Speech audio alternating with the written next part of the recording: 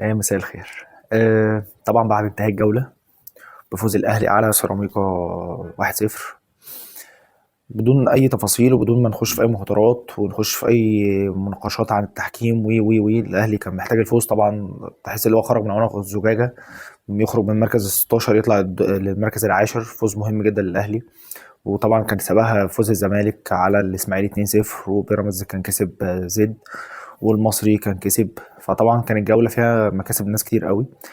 طبعا الزمالك عنده الماتش اللي جاي، عنده الجونة في القاهرة. وطبعا لو نرجع كده بالتاريخ لفترة قريبة، الزمالك كان عامل نتيجتين ولا أسوأ مع الفرق، يعني مش هنقول الصغيرة، الفرق الصغيرة، مش فرق كبيرة قوي، مش زي مودرن، مش زي المصري، مش زي الإسماعيلي، مش زي سيراميكا. عمل نتيجتين ولا أسوأ مع مقاولين ووادي دجلة.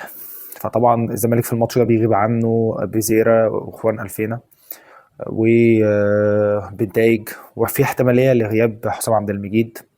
فاتمنى ان احنا نركز في الماتش ده، عشان كل مره بنخطط الحته بتاعت تريح اللعيب ومش تريح اللعيب، الخطه دي ما بتمشيش. فربنا يسترها، فوز مهم جدا محتاجينه قبل ماتش الاهلي، قمه مرتقبه، ماتش مهم برضو. بس انا بشوف من وجهه نظري بشوف ان ماتش الجونه اهم من ماتش الاهلي. مش بقلل من ماتش الاهلي، بس عشان ما حدش يفهم الموضوع غلط. ماتش الاهلي قمه، حاجه بقى مش محتاجه، مش عارفين بقى النتيجه. ياما الزمالك كان بيجي من بعيد قوي ويعمل نتيجه حلوه قدام الاهلي.